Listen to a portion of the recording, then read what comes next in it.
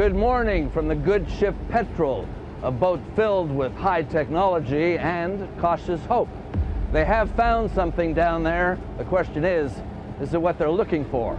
17,500 feet below the waves, the ocean floor hides secrets that were never meant to see the light of day. This 80-year-old sunken warship was just found, and the footage will haunt you forever. Now to an amazing deep-sea discovery. The crew of a high-tech research vessel just found the wreckage of the USS Hornet, a World War II aircraft carrier sunk by the Japanese back in 1942. We are talking about the wreckage of the Hornet, sitting in a place where the pressure can flatten a truck. Most people expected a pile of scrap metal, but the cameras found something much more chilling. Planes are still parked on the deck, and tools are right where sailors left them. It is not just a wreck, it is a time capsule of a tragedy. Phantom carrier rising from darkness. Deep-sea exploration is usually about mud and rocks, but sometimes it is about finding ghosts. In late January 2019, a high-tech research vessel named the Petrel was scanning the seafloor near the Solomon Islands. This ship was funded by Paul Allen, a man obsessed with finding the most famous missing pieces of history. The team was looking for an anomaly, a shape on the sonar that did not fit the natural landscape of the ocean floor. See, the Pacific is a massive graveyard, and the Hornet was the prize they wanted most. After days of searching, the autonomous underwater vehicle pinged back a massive metallic shape sitting in total crushing blackness. This was not just any find. This ship was sitting 3 miles down. To put that in perspective, the pressure at that depth is almost 8,000 pounds per square inch.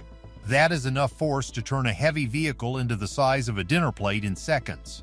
The team deployed a remotely operated vehicle, or ROV, which acted as their eyes.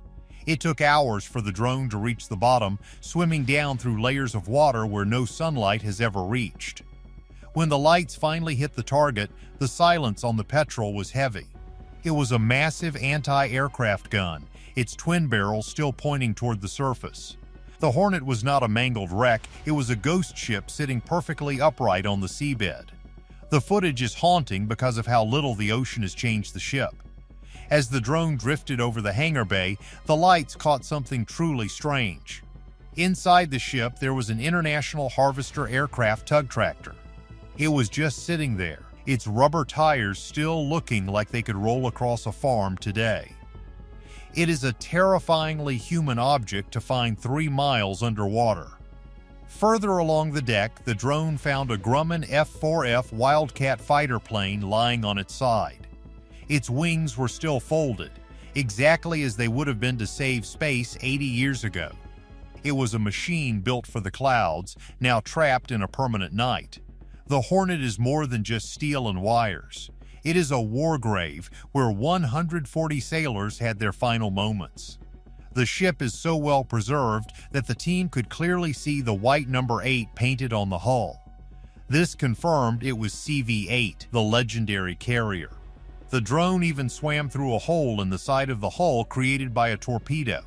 Inside, the cameras saw racks of shells and living quarters that were flooded in a heartbeat.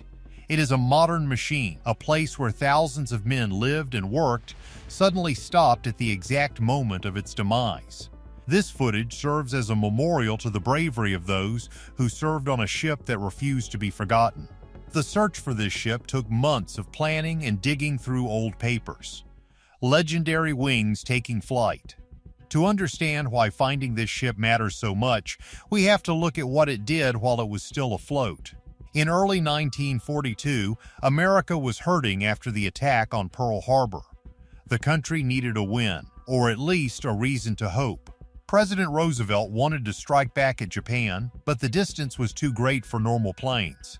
The plan they came up with was, to put it mildly, totally insane. They decided to take 16 land-based B-25 Mitchell bombers and launch them from the deck of an aircraft carrier. This had never been done before because land bombers usually need a huge runway to get into the air. Here is the deal. A normal runway for these bombers is about 2,400 feet long. On the Hornet, the pilots only had 467 feet. To make it work, the crews stripped the planes of every bit of extra weight. They took out the heavy radios and replaced the rear guns with painted broomsticks to trick enemy pilots. Every inch of space was filled with extra fuel tanks. The men, led by Jimmy Doolittle, knew this was a one-way trip. They did not have enough fuel to return to the ship. Their plan was to bomb Tokyo and then try to make it to friendly parts of China. On the morning of April 18, 1942, the plan hit a major snag. The Hornet was spotted by a Japanese patrol boat much earlier than expected. They were still 700 miles away from Japan, which was 200 miles further than they wanted to be. Doolittle knew they had to go right then, or the whole mission would fail. One by one, the 16 bombers roared to life on the pitching, wet deck. The sailors on the Hornet watched in total silence as the massive planes lumbered toward the edge. Every single plane made it into the air, a miracle of engineering and guts. The raid did not do much physical damage to Tokyo, but that was not the point. It was a psychological hit that humiliated the Japanese leadership. For the first time, they realized they were not untouchable. The Hornet had pulled off the impossible and became a symbol of American defiance. This mission made the ship a legend, but it also made it a target. The Japanese were furious and began planning a way to destroy the American carriers once and for all. Little did they know, the Hornet was just getting started. The raid changed the war, but a much bigger battle was waiting in the deep blue. Turning tide at Midway. By June 1942, the Pacific was a powder keg. The Japanese Navy had a plan to trap and destroy the U.S. carriers at a tiny place called Midway. But there was a catch. American codebreakers had already figured out the secret plans. The Hornet, along with the Enterprise and the Yorktown, sailed out to meet the enemy. This would become the turning point of the entire war. At first, things looked bad for the Hornet. Its first wave of planes, including the brave men of Torpedo Squadron 8, went in to attack the Japanese fleet without any protection from fighter planes. It was a total massacre. All 15 planes of the squadron were shot down by Japanese Zeros. Only one man survived by clinging to a seat cushion in the water. But their sacrifice changed everything.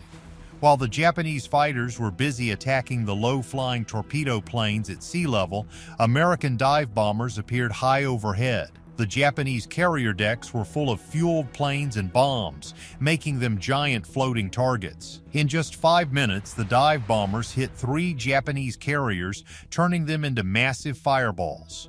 The Hornet's aircraft eventually joined the fight, helping to sink a 4th carrier and a heavy cruiser. In a single day, Japan lost its 4 best aircraft carriers and its most experienced pilots. It was a blow they could never recover from. The Hornet had helped break the power of the Japanese Navy, but the war was far from over. The ship seemed like it could survive anything, but the ocean has a way of catching up to even the strongest warriors. The Hornet had survived Midway, but its luck was about to run out in a very brutal way. The victory was huge, but the cost of the war was about to hit home. Stubborn steel refusing to sink. The end of the Hornet came in October 1942 at the Battle of the Santa Cruz Islands. At this point, the U.S. carrier fleet was in trouble. Other ships were sunk or badly damaged, and for a while the Hornet was the only thing standing between the Japanese and victory. On the day of the battle, Japanese pilots finally found her. The attack was one of the most violent moments in naval history. Within 15 minutes, the ship was hit by 3 bombs and 2 torpedoes. One 900-pound bomb went through 3 decks before exploding deep inside. The ship was dead in the water and on fire, but the crew refused to give up. They fought the flames and tried to tow the massive carrier away from the fight. But then, more Japanese planes returned. They hit the Hornet with more torpedoes and bombs until the order was finally given to abandon the ship. Here is the most unbelievable part, though. After the crew left, the U.S. Navy tried to sink its own ship so the enemy could not capture it. They fired 9 torpedoes and over 400 shells into the hull. The Hornet was a burning wreck, but it stayed afloat. It was as if the ship was too stubborn to die. Eventually, as the Japanese fleet approached, the American destroyers had to flee. It was the Japanese who finally finished the job, firing their own torpedoes into the stubborn ship. Just after 1 in the morning, the Hornet finally slipped beneath the waves. It took 80 years for anyone to see her again. Finding her was not just about technology, it was about honoring the 140 men who went down with her. The footage shows us exactly how she looked in those final moments, a silent memorial in the abyss. The ship finally found peace, but the story of how they found her is just as wild. Closing record on deep-sea mystery. Finding a 20,000-ton warship in the middle of the Pacific is a brutal lesson in scale. It is like trying to pinpoint one specific grain of sand in a desert that is constantly shifting. The team on the Petrel didn't just rely on a hunch. They had to grind through a mountain of data, cross-referencing the messy, handwritten logbooks of 9 different ships to build a map of the Hornet's final path. They had to account for the chaotic physics of a sinking hull, calculating the speed of the descent, the pull of deep-sea currents, and the slight errors inherent in 1940s celestial navigation. When the underwater robot caught the wreckage in its lights on the very first dive, it didn't just feel like a win. It felt like the universe had blinked. For survivors like 18-year-old gunner Richard Nowatzki, the crystal-clear footage wasn't just a video. It was a gut punch from a past he tried to leave behind. Seeing the robotic lens glide over the exact anti-aircraft guns he once manned turned a piece of history into a silent, haunting reliquary. Because the ship is sitting 3 miles down in a world of zero oxygen and bone-crushing pressure, the Hornet is eerily intact. This weirdly perfect state of preservation has given rise to some truly bizarre theories that go way beyond simple chemistry. Some theorists argue that the ship was actually part of a secret military project involving magnetic dampening that somehow created a localized bubble where time and decay work differently. Others suggest that the Hornet didn't just sink, it slipped into a permanent electromagnetic shadow that explains why it stayed hidden for so long and why it looks like it went down yesterday. There's even a wilder fringe belief that the ship has become a massive, unintended antenna for low-frequency phantom signals coming from the Earth's crust, or that its discovery was actually steered by a strange quantum resonance that the search crew can't fully explain.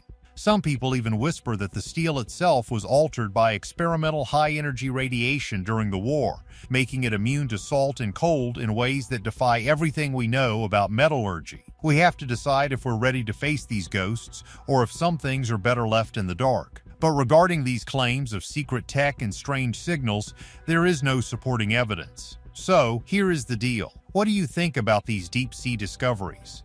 Should we leave these war graves alone, or is it important to see the footage? Let us know your thoughts in the comments below. If you enjoyed this journey into the deep, make sure to like and subscribe for more amazing stories. See you next time.